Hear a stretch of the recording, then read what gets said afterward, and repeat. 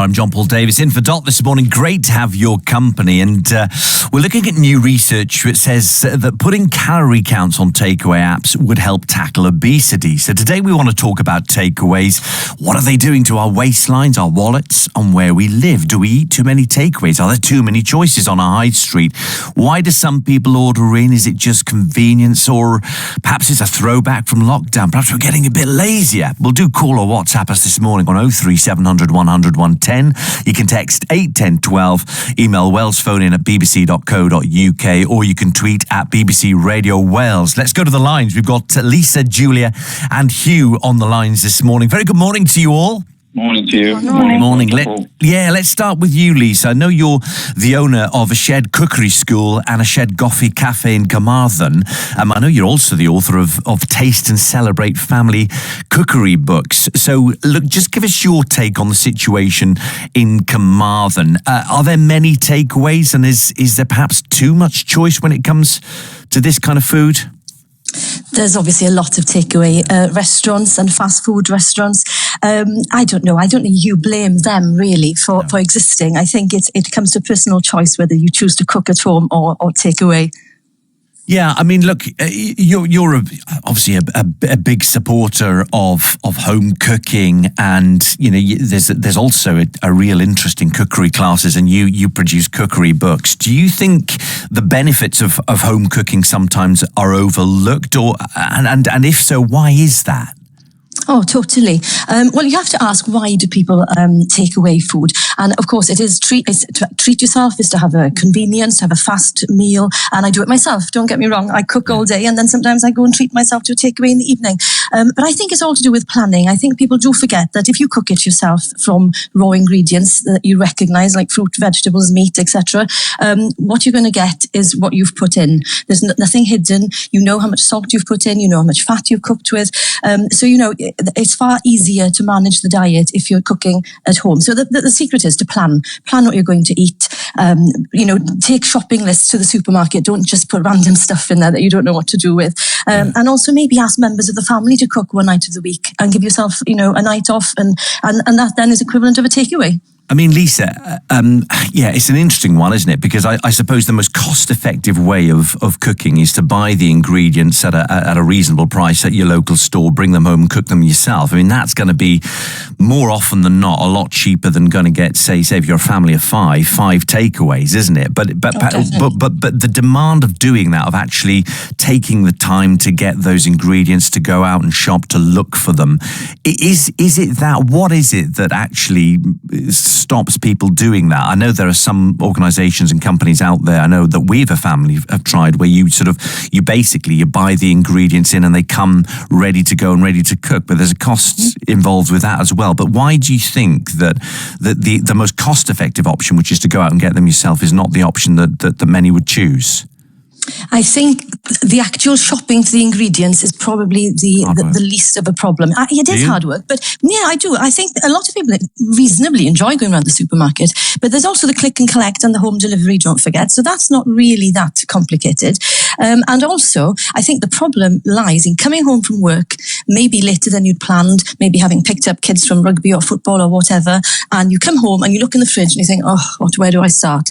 And I know that feeling. Even if you cook for a living, you come home and you think, what should we have tonight? And that is a big problem. So by planning the night before, maybe taking something out of the freezer, or maybe planning a week in advance, what you're going to have Monday, Tuesday, Wednesday, Thursday. If you've got older children who'd like to cook the pizza on Tuesday night, give them the responsibility and the ownership, which is great as well.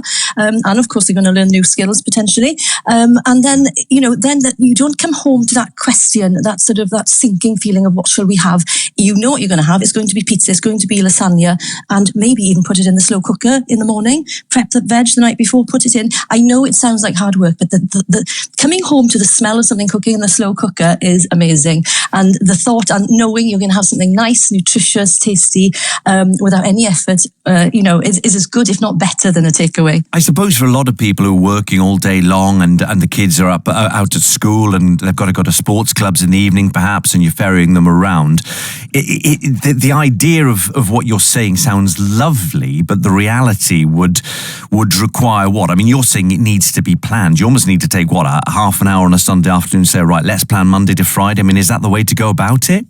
Definitely. And what's half an hour on a Sunday afternoon if you have 5 nights worth of meals planned? And then if you do a click and collect, or you do an online shop, you get the groceries either delivered or you can collect, or if you enjoy the supermarket, by all means go ahead and fill the trolley. And also prepare things in advance. Prepare snacks maybe and put them in the fridge. A friend of mine chops her carrots and her cucumbers, puts them in little tubs. So when you want a snack, and we're not saying this is equivalent of a takeaway, but when you want a snack, you've got something healthy ready to go. There are ways around it. It does involve a change in mindset, but that way you are looking after yourself, and I think you're treating yourself to a far better future than if you just have the takeaway every night. Lisa, stay with us, because we've got a couple of other callers, and I want to get your reflections on these calls in just a moment. Let's go to Julia, who's in Swansea for us. Julia, I know you think, and this is a really interesting point that you're going to make. I think Lisa was talking about changing mindset, and you think it's really important to work out why we eat what we do. Tell us a little bit more about that. Well, I found that really helpful to find that out, because I think in this society we're told that food is our treat and our reward and all this sort of thing. A previous caller was talking about how dangerous that is, using food as a treat, particularly with kids, and it gets us addicted to sugar and all that sort of stuff. But finding out, why we want that treat, because I found that with myself, I was eating when I was bored, or when I was angry, or when I was stressed, or I was at work, so we just grab a quick sweet, to keep you going, because the work was so difficult and so stressful. And that is, of course, that is totally disastrous for anybody's health, So I think looking at that and realising that, yes, you're stressed, or you're bored, or you're angry, or you need a cuddle, or you need to talk something out with a relative or a friend or something, or you're overworked, you're stressed at work. Because food sort of kicks in as the comfort treat, doesn't it? And it's disastrous for people's health. I wonder whether it's in a sense, it's not dissimilar from perhaps something like smoking or drinking, in that it's on. Do you think it's filling a gap? It's almost, sometimes we feel maybe a little bit flat about something. With actually, I'm going to give myself a little bit of a lift. Do you think that equates to those other? Yeah, and is that your experience, Julia? Giving up sugar was as difficult as giving up smoking, and I did give up smoking. Did you? Giving up smoking, you give up those 10-minute breaks outside. I took to actually going for a 10-minute break outside, just to have a break from work without having to feel that I had to have a cigarette to do that. Because I think as well, people talk about individual responsibility and choices. Well, come on, food inflation is at 19% at the moment. People are working all the hours that are sent, and then they're supposed to go home and do the shopping and get the cooking and sort things out and plan things on a Sunday. People are exhausted. You get families where both adults, if there's 2 adults, they're both working all hours that God sends, and they're exhausted and they're skint. And the cheapest food, the manufacturers have got a responsibility here. The cheapest food is loaded with fat and with sugar, and it's hidden. And they should declare, especially on baby food, they put sugar in baby food. That should not be allowed. And in fruit juice and all these other things. And they hide it. They talk about sugar being natural. Of course it's natural. Well, flu virus is natural, but, you don't spread that on your cornflakes, would you? Yeah. So I think manufacturers have got a big responsibility here. With cigarette smoking as well, they had to label, didn't they, to say it kills you. Well, they should be made to do that with baby food and all these other cereals and things, which are loaded with sugar, and sugar is addictive. Yeah. Julia, thank you very much. Let's go to Hugh in Porthcawl, and I know, Hugh, you believe that takeaways are a contributory factor to the obesity crisis in our country. Is that right? It's worth pointing out as well that obesity costs the NHS £6.5 billion per year. So what's your view, Hugh? Absolutely, John, Paul. Good morning to you. Yeah, morning. Just to concur with that, essentially, I do believe takeaways are part of the problem, but only part of the problem. No one's, sort of dragging people to the takeaway, to actually go there and buy their fish and chips, whatever. But nevertheless, we have to remember COVID. We need to consider how much weight was put on during the course of the UK population during the course of COVID.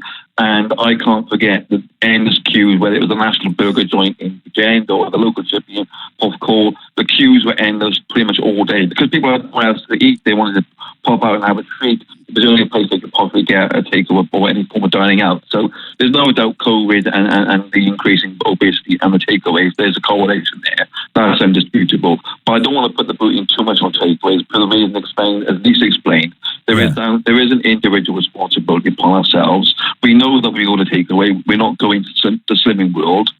Picking up Keith's point in particular, and I have a huge amount of empathy for him and admiration for what he's achieved. Yeah. But it wasn't the app or the lack of an app that provide details of how much calories there are with fish and chips that basically motivate him to lose weight.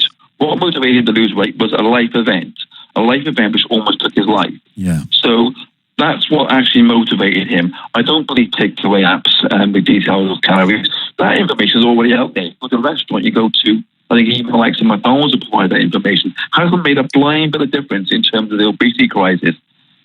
Dare I say, John, Paul being somewhat controversial, there's a certain type that goes to a fish and chip restaurant more than 2 or 3 times a week.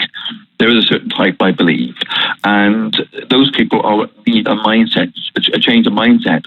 And as Keith experienced, it means something like a seismic change by way of, dare I say, a heart attack or something of that nature. I wouldn't wish that on anyone. What I'm saying is it takes a change of mindset. Well, let's talk about the change of mindset. Do you think that's something that, if you think about being really effective through the generations, should be taught from early school age and should be a compulsory part of the education in terms of, I know this is a significant part of the education, but do you think it should be a much bigger part of children's education?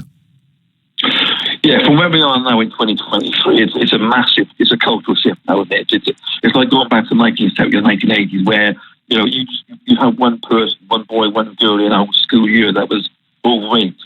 Obesity among school children was almost invisible. It didn't exist.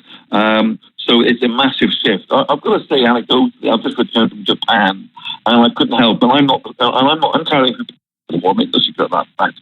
I will also add that I rarely have a takeaway. But I looked around the people in Japan, there's hardly any people obese. So, and not even many very fat.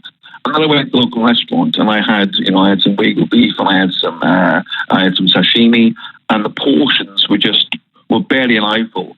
I thought those two are not disconnected. There's obviously a correlation there. So yeah, going back to your point, it's a whole new cultural mindset and culture shift required to deal with this problem. Hugh, thank you very much. Hugh from Porthcawl calling us there. Let's just get a word in from Lisa, final word from Lisa. I mean, Julia, they're saying we need to move away from the treat culture. That's really dangerous. And Hugh also talking about the need for a mindset change. Lisa, what are your thoughts on what you've just listened to? There were some very good points made. I definitely think we need to move away from seeing food as a treat, but I think food should also be seen as a reason to come together as families, extended families, and enjoy, savor the flavours and enjoy. And that in itself is a treat. Maybe it's not so much putting an emphasis on the takeaway, but on just celebrating good, fresh food. I think what you also said about learning from a young age, I think that's crucial, but it's not just learning the recipes, it's learning how to manage the household. It's going to very old-fashioned traditional ways, I guess, but Lisa, it's learning how to budget. Are you talking about making meal times an experience rather than a means to an end? So there are times where you share, you sit down, you talk about your day, and look, we've got 4 boys, and the times we do that, and I've got to be honest, because we've got like an island which we sit around, and we do it pretty quickly day in, day out, but when we can sit down around the table, we just get much more depth. I mean, it doesn't happen half as often as it should do. But is that what you're talking about, this mealtime as an experience rather than let's just get it done and move on to the next thing? Yes, definitely. And it doesn't have to be around the table. As you say, we've got an island. And when I used to cook for the kids, they've all gone away now. They're a bit older. But when I used to cook the supper, the tea, they'd come one by one. We'd have a chat as I was cooking. They'd help. They'd do a few things, then move on. And the next one would come. And it was just the old fashioned, I guess, traditional sort of way where people would just meet in the kitchen. I know we don't have time. And I know kids do so many after school clubs and things these days. So it is tough. But it doesn't have to be for long, and a meal. Yes, sometimes you have to throw a sandwich down, but other times you can just have, it doesn't have to be an elaborate meal either. It's just a coming together and enjoying the flavours and enjoying as you say, the experience of eating together. Lisa, look, it sounds really good to me. Thank you so much for joining us on the phone in this morning. Lisa, they're saying that we can't blame takeaways. It is a choice whether you cook at home or not. Lisa would love more people to make their own food and see takeaways as an occasional thing. I mean, the secret is to plan, says Lisa, using a shopping list. So we're asking, do you still cook at home? Can you cook from scratch, or does that intimidate you perhaps? Or do you worry that people are losing that skill? 03700 100 110.